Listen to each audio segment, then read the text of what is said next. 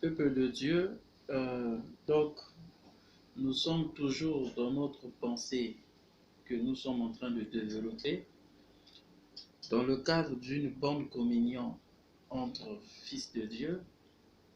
Donc, continuons le sujet.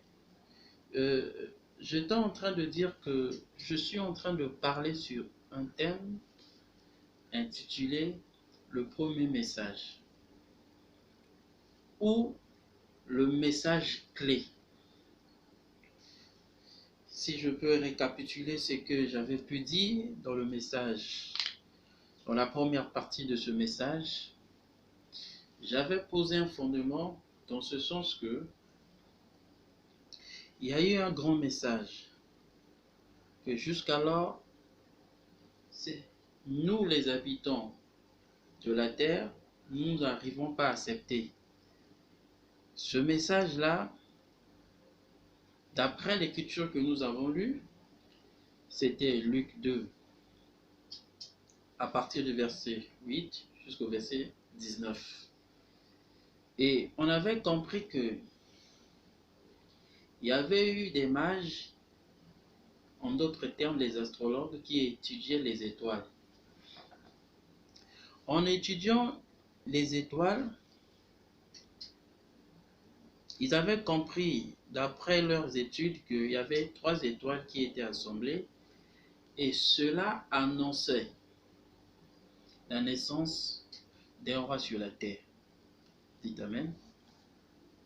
Et en étudiant ce message-là, ils avaient pris des précautions, des mesures idoines, afin d'aller visiter ce roi qui venait de naître. Et d'après les études, on a compris qu'ils avaient fait un voyage de 2 ans pour arriver à voir ce roi qui était né roi des Juifs, appelé le Seigneur Jésus-Christ. Et en parlant de ce premier message, qui est le plus grand message de tous les temps, on avait dit que Dieu, dans son immense sagesse, avait contourné les plus instruits, les plus intelligents, les plus sages, les théologiens, tous ceux qui voulaient, qui s'attendaient à la naissance du Fils de Dieu. Mais dans cette particularité, parce que ce que nous sommes en train de parler, c'est un message fort. En d'autres termes, nous sommes habitués à l'écouter, mais ce que je suis en train de vous transmettre, communier avec vous aujourd'hui, c'est une pensée qui m'interpelle beaucoup dans ces temps fâcheux. Que Dieu vous bénisse pour votre présence, pour votre temps que vous êtes en train de m'accorder. Moi, votre humble serviteur, votre humble frère en Christ, qui veut tout simplement communier avec vous. Voilà pourquoi par cette vidéo, nous sommes en train de parler du thème qui est le plus grand message, le message clé, le plus grand message de tous les temps. On avait lu avec vous Luc 2, versets 8 à 9, qui nous disait que dans la ville de Bethléem, il y avait eu la naissance de Christ. Subitement, quand Christ a été né, la Bible déclare que les anges ont visité. Les anges ont visité les bergers au sommet des montagnes pour leur annoncer cette bonne nouvelle. Amen. Et les anges, ils ont reçu le message, les bergers plutôt, ils ont reçu le message auprès des anges. Et les anges leur ont communiqué que que cet enfant qui est né, ça sera un sujet de joie pour tout un peuple. Donc c'est ça le socle. Donc la naissance de Christ, c'est un sujet de joie pour tout un peuple. Voilà pourquoi on avait dit que dans le mot joie, c'est une grande victoire qui s'exprime La joie, c'est une grande victoire qui s'exprime.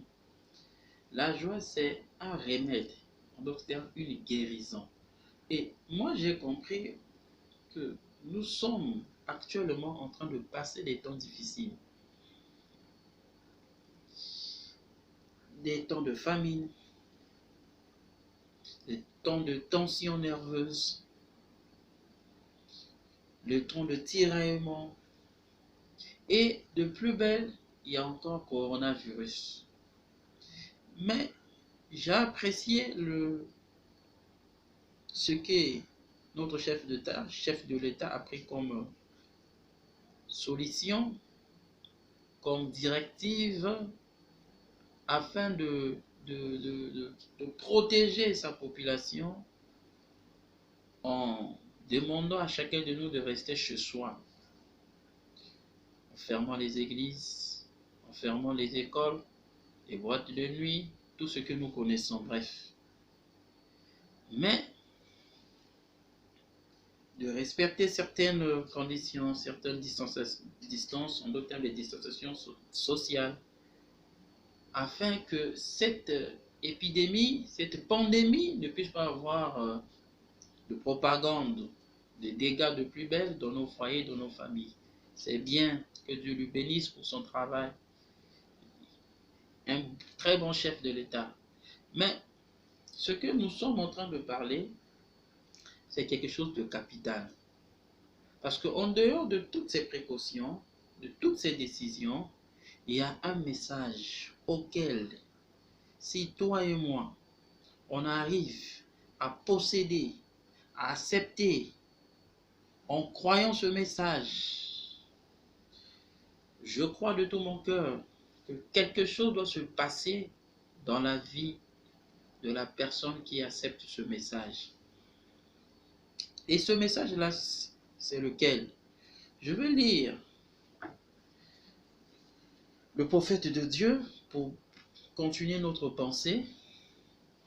Donc, je lis, remarquez, les anges étaient venus, et les anges étaient venus et avaient donné leur message, amen, aux hommes,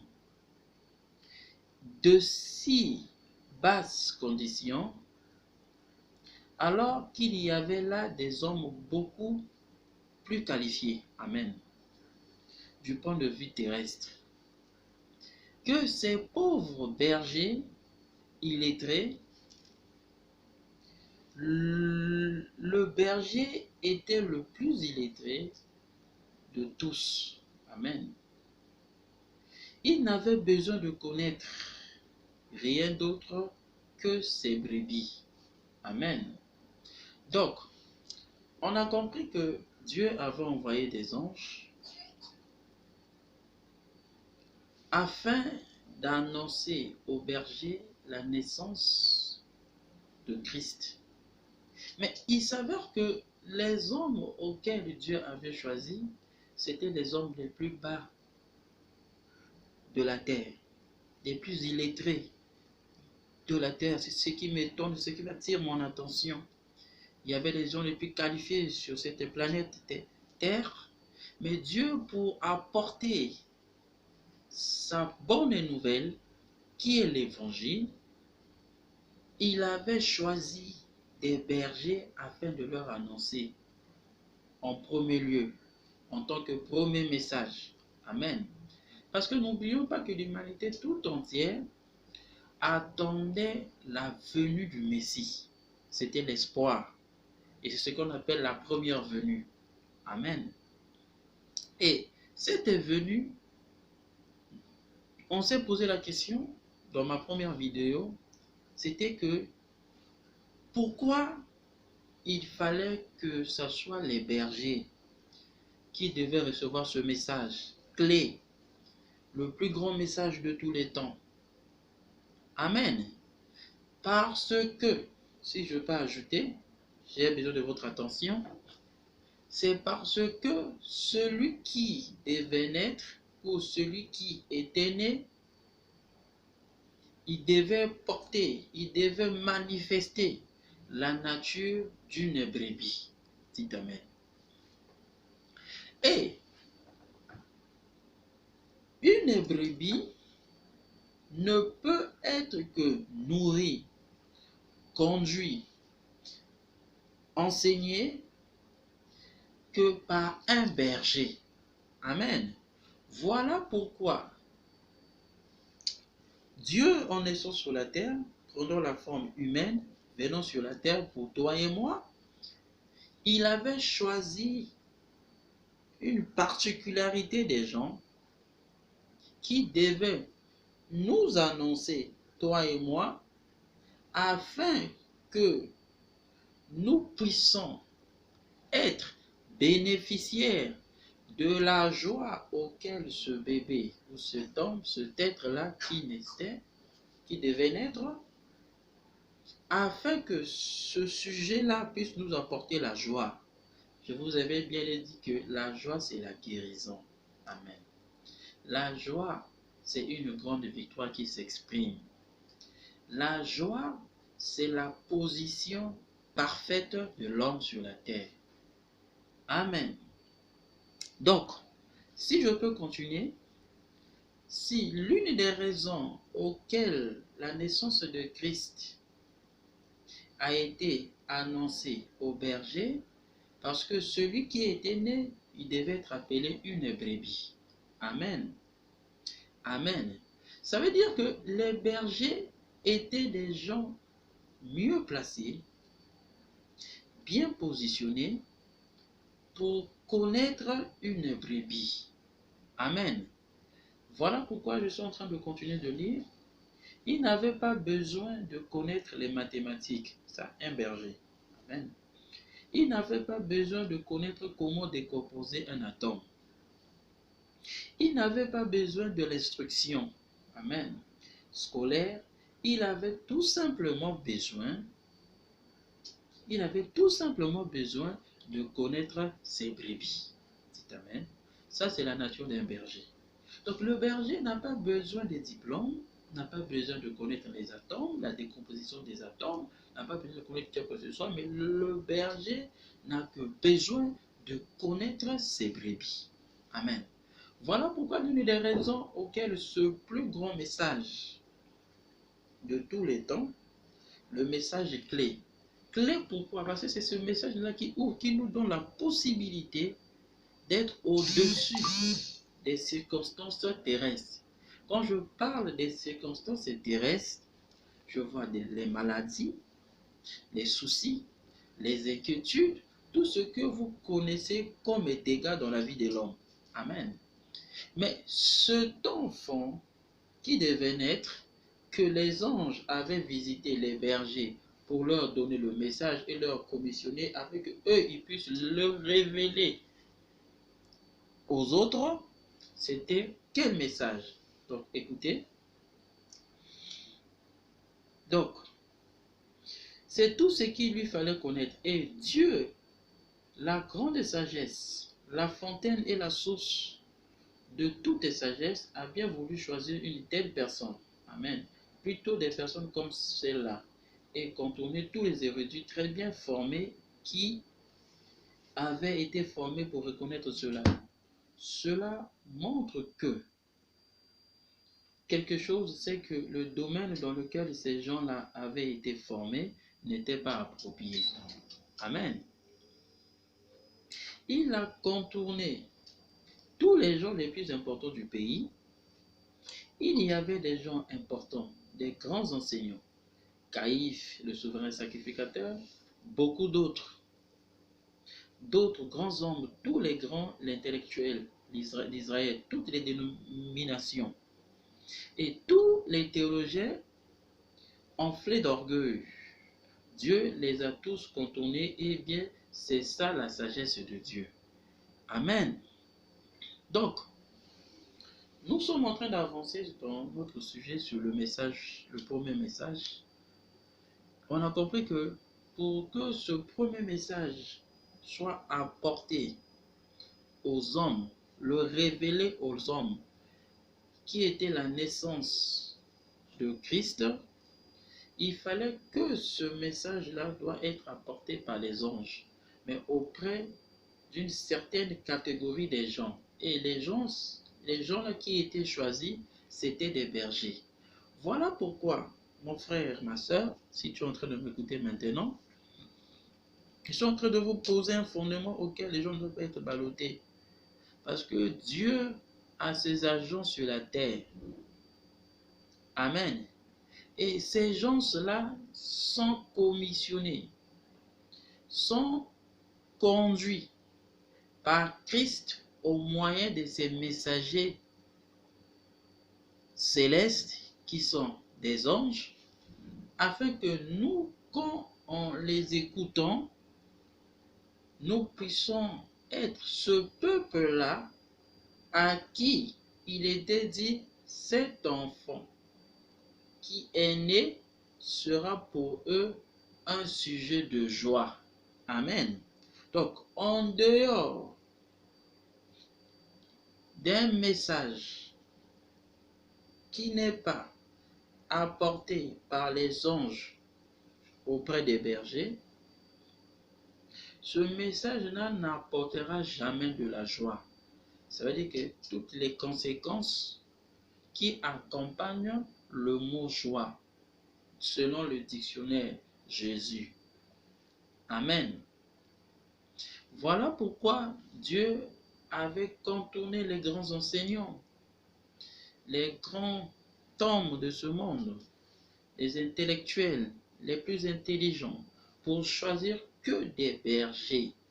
Je suis en train d'insister sur les bergers parce que le monde, si ça se gaspille, parce que les gens n'arrivent pas à reconnaître la place des bergers dans leur vie. Amen. Si je peux appuyer mon idée, c'est en disant ceci que la Bible dit, la vie éternelle consiste à reconnaître celui que Dieu a envoyé. Amen. Et celui qui recevra un juste en qualité de juste, il recevra les effets bénéfiques du juste. Amen. Voilà pourquoi je prends mon temps, mon frère et ma soeur, parce que le monde est arrivé à la fin. Nous pensons que Dieu nous l'avait averti. Voilà pourquoi la place est très capitale pour que nous puissions être avertis. Mon frère, faites attention. Il y a des loups qui sont rentrés partout pour dévorer, pour détruire. Mais Dieu a des anges célestes et a des anges terrestres. Amen. Les anges célestes, ce sont les messagers de Dieu auprès des anges terrestres. Amen. Et les anges terrestres, c'est eux qui apportent le message à des groupes. Les anges célestes, c'est des chérubins, c'est des Gabriel, c'est des séraphins. Amen. Mais les anges terrestres, ce sont des bergers. Voilà pourquoi Dieu, dans l'ordre, il commença par les anges célestes, en transitant par les anges terrestres, afin d'atteindre le peuple. Amen. Voilà pourquoi, mon frère, mon bien-aimé, si je peux continuer la lecture de ma pensée. Donc, si je continue, donc pourquoi il fallait qu'il soit les bergers, paragraphe 26, Frère Branham a dit, remarquez, les cieux les plus élevés se sont empressés, amen, d'honorer les gens les plus humbles et les plus illettrés de la terre. Amen. Le plus haut des cieux est descendu pour se faire connaître aux gens pour se faire connaître aux gens les plus bas de la terre. Amen. N'oublions pas que Dieu, c'est un grand être surnaturel. Et cet être-là qui est le plus élevé. Mais le Dieu-là a un mystère auquel il fait transiter, c'est qu'il se cache et il se révèle dans la simplicité. Amen. Voilà pourquoi lui qui a été le plus haut, le plus élevé, habitant dans le lieu le plus élevé, pour venir sur la terre, il avait choisi le lieu le plus bas que les êtres les plus bas de la terre qui étaient les bergers, afin que sa parole puisse être accomplie. Dites Amen. Donc, pour se faire connaître aux bergers ordinaires, pour venir apporter à ces bergers ordinaires le plus grand message de tous les temps. Amen. Je répète encore. Le plus haut des cieux est descendu pour se faire connaître aux gens les plus bas de la terre. Amen. Contournons tous ceux qui se trouvaient au milieu d'eux. Tous ceux qui se trouvaient au milieu pour se faire connaître aux bergers ordinaires. Pour venir apporter à ces bergers ordinaires le plus grand message de tous les temps. Amen. Et il y a eu beaucoup de grands messagers. Amen. Nous pouvons penser au temps de Noé, amen, des prophètes et des grands sacrificateurs. Amen. Et des autres qui ont été dans les âges passés. Amen. Des grandes personnalités, des grandes personnes instruites, des rois, des potentats, des monarques, mais ici, amen, il vient avec le plus grand message. Amen. Quel était ce message, mon frère? Vraiment, mon frère, j'ai besoin de votre attention. Parce que là, nous commençons à poser le fondement de notre grand enseignement qui est le plus grand message. Que le message que l'humanité attend, afin que leur nature, leurs problèmes soient résolus, c'est d'accepter Christ dans leur cœur.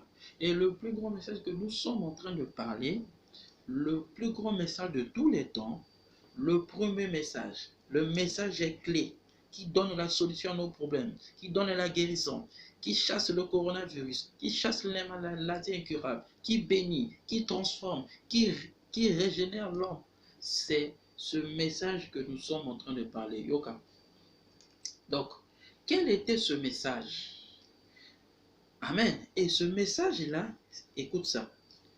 Le Messie est ici maintenant. Dites Amen. Donc, le premier message, où le message est clé, le plus grand message de tous les temps, à savoir, c'est le Messie. Le Messie est ici maintenant. Mon frère, je ne parle pas d'un Messie passé, ni d'un Messie futur, mais je parle d'un Messie présent. Dites Amen. Parce que la Bible dit que Jésus-Christ, le Messie, est le même hier, aujourd'hui et éternellement. Mon frère, ça veut dire quoi? Si Christ était né hier, que les anges ont visité les bergers pour leur apporter, afin que leur message soit apporté à nous, ça veut dire qu'aujourd'hui aussi, ce Christ-là doit naître. Mais maintenant, il doit naître où, mon frère? Là où il doit naître, c'est dans mon cœur. Amen. Et c'est dans ton cœur. C'est ça la solution. C'est ça la guérison. C'est ça la joie. Ça enlève la piscose. Ça enlève la peur. Ça enlève la malédiction. Ça ramène l'homme dans sa position initiale. Dites Amen. Voilà pourquoi mon cœur est en train de se battre. Mon cœur est en train de s'inquiéter pour mon frère, pour ma soeur. Parce que ce message change la nature de l'homme. Et William Marion Branham a dit, lui qui était le plus élevé des cieux, il est venu dans les endroits les plus bas de la terre, aux hommes les plus bas de la terre, les hommes les plus illettrés, les bergers ordinaires, afin de leur apporter le message qui était que dans la ville de Bethléem, un roi est né, le roi Ouin, qui est le Messie. C'est ça le plus grand message de tous les temps. C'est ça le message clé. C'est le message de la naissance du roi des rois, du Messie. Mais il doit naître où, mon frère? Ce n'est plus à Bethléem, le plus petit endroit. Mais le plus petit endroit aujourd'hui, c'est l'homme qui s'est élevé en croyant être au-dessus de Dieu. Voilà pourquoi Dieu est en train de jeter les fléaux partout pour montrer que la sagesse de l'homme n'est que folie devant la sagesse de Dieu. Dites Amen. Voilà pourquoi Christ doit naître dans nos vies. Amen.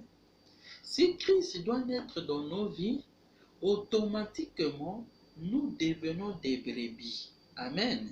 Et si nous devenons des brebis, il doit avoir forcément un berger. Amen. Mais le berger que nous voulons le vrai. Le berger qui est commissionné. Le berger qui a rencontré l'ange. Parce que nous avons besoin d'un message révélé, mais ce message qui apportera la joie. En d'autres termes, la guérison. Amen.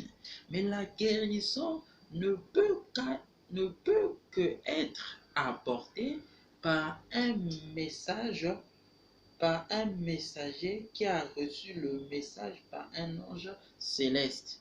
Amen. Et que lui-même il devient l'ange terrestre pour les autres. Amen. C'est ce message-là que je suis en train de vous parler.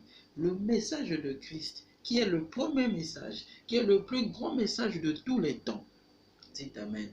Voilà pourquoi ce message que nous sommes en train de parler, c'est que le Messie est maintenant ici. Le Messie est ici maintenant.